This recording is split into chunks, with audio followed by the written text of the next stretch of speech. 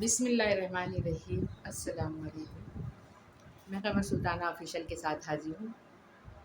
آج وہی ملکی حالات، اور ملکی حالات میں یہ ہے کہ آپ سب باخبر ہیں اس بات سے، لیکن تھوڑا سا میں بھی بتانا چاہوں گی کہ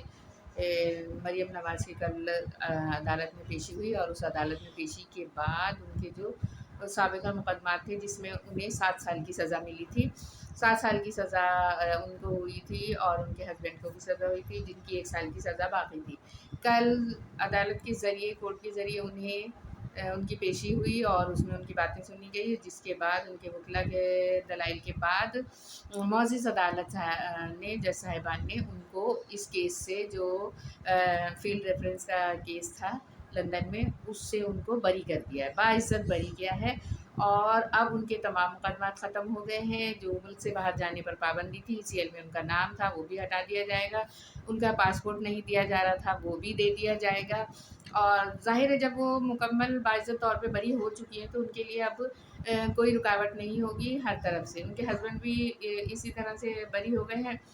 اور اب اس کے بعد یہ صورتحال یہ ہے کہ اس سے پہلے اسحاق ڈار آئے، ان کے بھی تمام کیسز ختم کر کے ان کی سزائیں معاف کر دی گئیں۔ انہوں نے بھی 4 ساڑھے 4 سال کے بعد سینٹ کا حلف اٹھایا، اتنے دن تک وہ سیٹ ان کا انتظار کرتی رہی، اس سیٹ کے انتظار میں وہ باہر تھے، اور وہ اب آئے ہیں تو انہوں نے اس کا حلف بھی اٹھایا، اور وہ وزیر خزانہ بھی پاکستان کے مقرر ہو گئے۔ اور آتے ہی ان کے یہی ہوا ہے کہ جو میں نے کہا تھا کہ وہ جادوئی چھڑی گھمائیں گے، وہ جادوئی چھڑی گھوم چکی ہے، اور ڈالر کی قیمت تھوڑی سی نیچے آنا شروع ہوئی ہے۔ تو ابھی یہ بھی بتایا گیا ہے کہ پیٹرول کی قیمت بھی کم ہوگی، ظاہر ہے جب پیٹرول کی قیمت کم ہوگی تو دیگر چیزیں بھی کم ہوں گی، اور کرایہ وغیرہ اور کافی چیزیں جو پیٹرول سے متعلق ہیں وہ چیزیں بھی تھوڑی سی سستی ہو جائیں گی۔ تو جادو کی چھڑی گھوم چکی ہے اسحاق ڈار کے ذریعے۔ اب دوسری بات یہ کہ نواز شریف کے کیسز بھی دیکھے جا رہے ہیں۔ اب مریم نواز شریف جو ہیں لندن جانے والی ہیں، لندن جائے گی، وہاں سے وہ اپنے والد صاحب سے ملاقات کریں گی، اور ان کے لیے بھی انہوں نے راہ ہموار کر لی ہے، ان کی بھی راہ صاف ہو چکی ہے، اور وہ بھی اب آئے کہ آئے، ان کو بھی اب آنا ہے، وہ بھی یہاں آئیں گے اور آ کر سیاست میں حصہ لیں گے۔ تو دیکھیں، ہم نے اپنی زندگی میں اب تک جتنا بھی دیکھا ہے، اور یہی ہمیں یاد ہے اور ہم اب بھی دیکھ رہے ہیں کہ یہاں پر جو ہے مقدمات ہوتے ہیں، سزائیں ہو جاتی ہیں، 5 سال 10 سال کے لیے ان کو بینڈ کر دیا جاتا ہے، وہ چلے آتے ہیں، لیکن 5-10 سال کے بعد پھر وہ بیچارے دودھ کے دھلے ہوئے ہو جاتے ہیں اور واپس آ جاتے ہیں۔ تو یہ صرف مخصوص لوگوں کے ساتھ ہوتا ہے، مخصوص پارٹیز کے ساتھ ہوتا ہے، مخصوص لوگوں کے ساتھ ہوتا ہے، ہر ایک کے ساتھ یہ نہیں ہوتا، سب اپنی سزا بھگتتے ہیں اور زندگی گزار کر چلے جاتے ہیں، چاہے وہ جیل میں گزاریں چاہے جیل سے باہر، لیکن وہ گمنام ہو جاتے ہیں۔ تو یہ چیز جو ہے مجھے تو بڑی عجیب سی لگی ہے کہ اتنے سال چلنے کے بعد، نااہل قرار دینے کے بعد اور یہ سب ہونے کے بعد، مسلسل ان سے غیر قانونی طور پہ مشورے بھی کیے جا رہے ہیں۔ وزیر اعظم صاحب ایک نااہل شخص سے، جس کو سزا ہو چکی ہے، اس سے مسلسل مشورے لیتے ہیں، اس کے مشوروں پہ کام کرتے ہیں، یعنی کہ حکومت اسی نااہل شخص کے ذریعے چلائی جا رہی ہے۔ تو یہ والی بات ہے۔ دوسرے یہ کہ اب مریم نواز واپس جا رہی، وہاں سے اپنے والد صاحب کے پاس واپس آئیں گی، خیال یہی ہے، اور یہ قوی ہے، اس میں کوئی ابہام نہیں ہے کہ وہ لے کر آئیں گی اپنے والد صاحب کو ساتھ واپس، اور وہ آ کر سیاست میں بھرپور طریقے سے حصہ لیں گے۔ دیکھیں، سیاست میں حصہ لینا ہر ایک کا کام ہے، ہر ایک لے سکتا ہے، کسی کو اس پر ہم پابندی نہیں لگا سکتے۔ تو سیاست جو ہے ہر ایک کے لیے ہے، ہر ایک کر سکتا ہے، ہر پارٹی کر سکتی ہے، لیکن ایک دائرۂ کار میں رہتے ہوئے۔ اگر ہماری معزز عدالتیں ایک دفعہ اسے سزا دیتی ہیں تو دوسری دفعہ معاف کیوں کرتی ہیں؟ وہ کیسے معاف ہو جاتا ہے؟ سوال تو یہی ہے کہ وہ کیوں معاف ہو جاتا ہے، پہلے اس کی سنوائی اس طرح سے کیوں نہیں ہوتی جیسی اب ہوئی ہے اور اس کو بری کر دیا گیا؟ تو ایک ہی دفعہ، پہلی دفعہ میں اس کو اس طرح سے سنا جائے، اس طرح سے دیکھا جائے کہ دوبارہ کی یہ نوبت نہ آئے۔ تو ظاہر ہے ہماری معزز عدالت ہے، معزز جج صاحبان ہیں، انہوں نے جو کچھ فیصلہ کیا ہے وہ انصاف پر مبنی ہے، اور بس یہاں پہ سوال یہی ہوتا ہے کہ پہلے یہ انصاف کیوں نہیں ہوا؟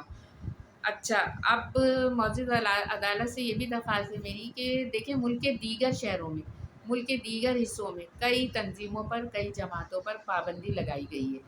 اور ان کے سربراہان پر پابندی ہے، وہ میڈیا پر تحریر اور تقریر اور تصویر سب پر پابندی ہے۔ تو اس کے لیے بھی میں بولوں گی کہ ایسا کیوں ہے، ان کے لیے بھی دیکھا جائے، ان کی بھی بات سنی جائے، ان کے بھی شواہد اکٹھے کیے جائیں، اور دوبارہ سے ان کے لیے بھی آپ اپنی عدالت لگائیں اور وہاں پہ ان کے لیے بھی فیصلہ کریں کہ یہ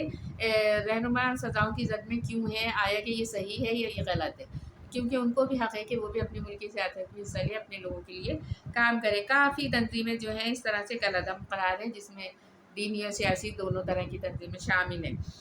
تو اور ان میں سے کافی لوگوں کے پاسپورٹ بھی ضبط ہیں، کسی کے شناختی کارڈ ضبط ہیں، کسی کے پاسپورٹ ضبط ہیں جو ان کو دیے نہیں جا رہے۔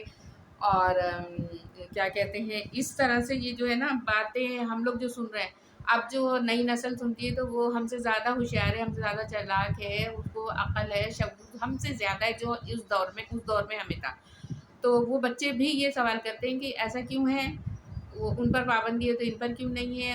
ان کو ہٹا دیا گیا تو ان کو کیوں لایا گیا، یہ اس طرح سے سوالات ہوتے ہیں۔ ظاہر ہے 12-15 سال کے بچے اس نہج پر سوچتے ہیں۔ تو میرا تعلق زیادہ تر اس عمر کے ہی بچوں سے ہوتا ہے، اس لیے مجھے ان لوگوں کے خیالات اور افکار زیادہ معلوم ہوتے ہیں۔ تو جو بچے جو ہے نا، اب ہمارا جو یوتھ ہے وہ سوچتا ہے اس بات پہ کہ ایک طرف یہ چیز ہوتی ہے اور دوسری طرف انصاف نہیں ہوتا، تو کیوں نہیں ہوتا، ہم ناکام ہو جاتے ہیں معزز عدالت تک اپنے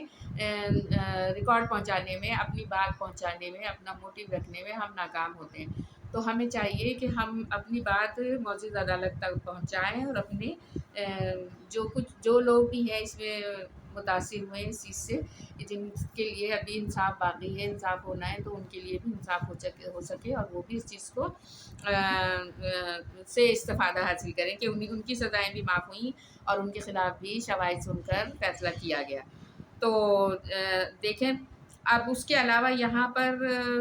ایک بات اور ہے کہ کراچی جو شہر ہے، کراچی میں اس وقت کڈنیپنگ، اسنیچنگ اور ڈکیتیز یہ بہت زیادہ ہو رہی ہیں۔ ڈکیتیوں نے اس قدر عوام کا جینا محال کیا ہوا ہے کہ گھر کے دروازے پانی پینے، کھانا لینے یا کوئی بھی مدد کے لیے دروازہ کھٹکھٹاتے ہیں، بیل بجاتے ہیں، اگر کوئی بچہ، بڑا یا خاتون خانہ جس کو ابھی اتنا علم نہیں ہے کہ یہ کیا ہو رہا ہے، ہر ایک کھول دیتا ہے، تو دروازہ کھول دیں تو وہ دھڑا دھڑ گھر میں گھس رہے ہیں اور چوریاں ڈکیتیاں کر رہے ہیں۔ تو اور ان کو سب پتہ ہوتا ہے کہ اس گھر میں اس وقت کون ہے، اس وقت کون ہے، یہ کیا ہے، کس طرح سے۔ تو اس کو بھی دیکھا جائے، حکومت سندھ جو ہے ان چیزوں کو دیکھے۔ بہت دعوے کی حکومت سندھ نے، بہت دعوے کیے کہ ہم نے کراچی میں امن قائم کر دیا، چوریاں ڈکیتی، کرمنل اسٹریٹ کرائم ختم ہو گئے، ڈکیتیاں ختم ہو گئی، بھتے ختم ہو گئے۔ تو آپ نے جو کچھ کیا ہے دیکھیے، دوبارہ اس کو آپ ہی لوگ لا رہے ہیں، آپ ہی کے دور میں واپس آیا ہے اور آپ ہی لوگ اس کو پروموٹ بھی کر رہے ہیں، میرے خیال میں زبان بند رکھ کے۔ تو یہ پروموشن یہ ہے کہ آپ زبان بند رکھ کے اس کو پروموٹ کر رہے ہیں۔ ابھی دیکھیے کل کی بات ہے کہ اورنگی ٹاؤن میں ایم پی صداقت حسین ہے، ان کی گلی میں 4 بندے آئے، دو موٹر سائیکل پر 4 بندے آئے، انہوں نے وہاں پہ ان کے گھر میں گھسنے کی کوشش کی۔ جب اس میں ناکام ہوئے، اہل علاقہ آ گئے تو انہوں نے فائرنگ کی، جو گیٹ پر جا کر لگی فائرنگ کسی کو بھی لگ سکتی تھی، کسی کو بھی وہ گولی نقصان پہنچا سکتی تھی، لیکن یہ ہوا ہے۔ دیکھیں، دن دہاڑے اور معزز شخصیات پر، یعنی کہ جو کسی کی نمائندگی کر رہے ہیں، کسی پارٹی کی نمائندگی کر رہے ہیں، ان پر حملے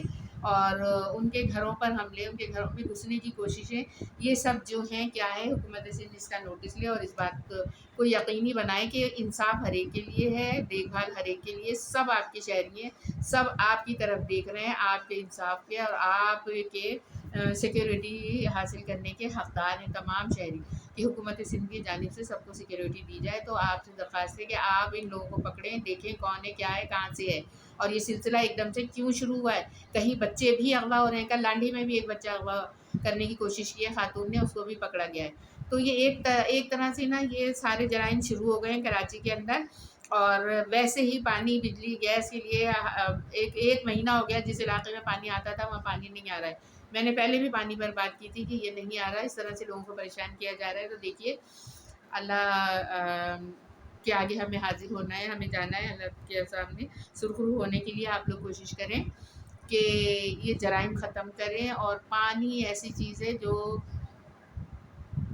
کسی کا حق نہیں ہے کہ وہ کسی کا پانی روکے اور ادھر سے ادھر پانی دینے کے لیے دوسری آبادی کو متاثر کر دے۔ ہمارے یہاں یہی ہوا ہے کہ ایک آبادی کو متاثر کر کے دوسری طرف پانی دینے کی کوشش کی جا رہی ہے۔ بھائی، آپ کو آبادیاں بڑھا رہے ہیں، پانی دینا ہے تو نئی لائن ڈالیے، نئی لائن کے ذریعے پہلے اس آبادی میں پانی، بجلی، گیس کا انتظام کیجیے اور نئی آبادی بسائیے۔ جہاں پر لائنیں نہیں تھیں، آپ پچھلی آبادی کا پانی کاٹ کر ان میں لائنیں ڈال رہے ہیں اور وہاں پر پانی دے رہے ہیں۔ تو حکومت سندھ سے یہ گزارش ہے کہ ان چیزوں کو دیکھے اور اس پر اگر فیصلہ کریں تو بہت اچھی بات ہے۔ جو باتیں تھیں میں نے آپ تک پہنچائی ہے، اس کو غور ضرور کیجیے گا، اور آج کے لیے اتنا ہی۔ اللہ حافظ۔